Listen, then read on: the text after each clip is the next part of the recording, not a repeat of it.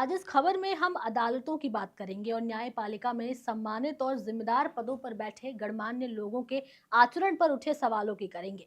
बिहार के समस्तीपुर के रहने वाले एक सॉफ्टवेयर इंजीनियर अतुल सुभाष की आत्महत्या ने सभी को हैरान कर दिया है।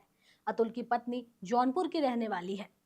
अपने आखिरी वीडियो में अतुल ने अपनी पत्नी और उनके परिवार को आत्महत्या का जिम्मेदार बताया है। इसके साथ ही उन्होंने फैमिली कोर्ट की जज रीता कौशिक पर भी संगीन आरोप लगाए हैं। लेकिन वीडियो में अतुल सुभाष ने ऐसा क्या कहा और जज रीता कौशिक ने ऐसा क्या किया, इस पर एक बड़ा सवाल बना हुआ है।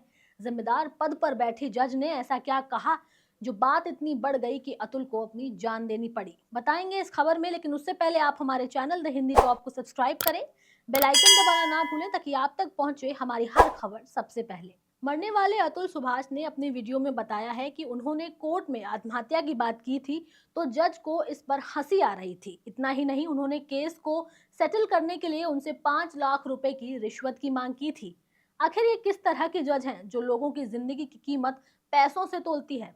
अतुल ने जज पर उत्पीड़न के आरोप लगाते हुए कहा था कि उनकी अदालत में तारीख के लिए पेशकार को भी घूस देनी पड़ती थी। साल 2022 में पेशकार के जरिए उनसे 3 लाख रुपए की रिश्वत ली गई थी। घूस देने से इनकार करने पर कोर्ट ने उनके खिलाफ एलिमनी और मेंटेनेंस का आदेश जारी कर दिया था, जिसके तहत उन्हें हर महीने अपनी पत्नी को 80,000 रुपए देने का फैसला सुनाया गया था। इतना ही नहीं, अतुल ने आरोप लगाया है कि प्रिंसिपल फैमिली कोर्ट की जज रीता कौशिक ने उन पर 3 करोड़ मेंटेनेंस देने का दबाव भी बनाया है, जिससे चुकाने में वो असमर्थ रहे। पत्नी को बाहर करके जज ने उनसे अकेले में बात की और 5 लाख रुपए खुद के लिए रिश्वत के तौर पे मांगी थी।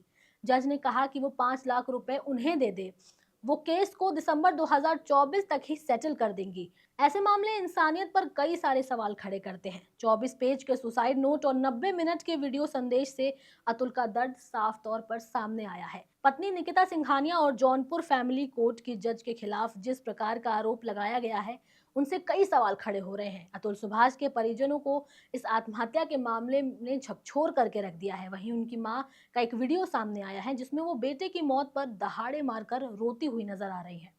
वो इंसाफ की मांग कर रही हैं। आपको बता दें कि रीता कौशिक कौन है जिस पर ये संगीन आरोप लगाए जा रहे हैं। रीता कौशिक फिलहाल जौनपुर में प्रिंसिपल फैमिली कोर्ट की एक जज हैं। 1 जुलाई 1968 को मुजफ्फरनगर में जन्मी रीता कौशिक ने 20 मार्च 1996 में मुंसीफ के तौर पर अपनी न्यायिक सेवा की शुरुआत की थी। 1999 में वो सहारनपुर में जुडिशियल मजिस्ट्रेट रहीं। 2000 से लेकर के 2002 तक उन्होंने मथुरा के एडिशनल सिविल जज की जिम्मेदारी संभाली। मथुरा में ही वो सिविल जज भी बन गई थी और 2003 में उनका ट्रांसफर अमरोहा हो गया था, जहां से वो सिविल जज के तौर पर तैनात रही। 2003 से लेकर के 2004 तक वो लखनऊ में एक स्पेशल सीजेएम में रही और इसके बाद प्रमोट होकर एडिशनल चीफ जुडिशियल मजिस्ट्रेट बन गई। रीता कौशिक अयोध्या में भी डिस्ट्रिक्ट और सेशन जज रही हैं। अब आप लोग तो यही सोच रहे होंगे कि इतनी पढ़ी लिखी महिला जो कभी एक जुडिशियल मजिस्ट्रेट रही और फिर एडिशनल सिविल जज बनी, वो ऐसा कैसे कर सकती हैं। साल 2018 में रीता कौशिक पहली बार अयोध्या में ही फैमिली कोर्ट के प्रिंसिपल जज बनी थी और 2022 तक वो अयोध्या में ही तैनात रहीं। इसके बाद उनका ट्रांसफर जौनपुर में हो गया था। तब से लेकर अब तक वो यही फैमिली कोर्ट में प्रिंसिपल जज के तौर पर अपनी सेवाएं दे रही हैं।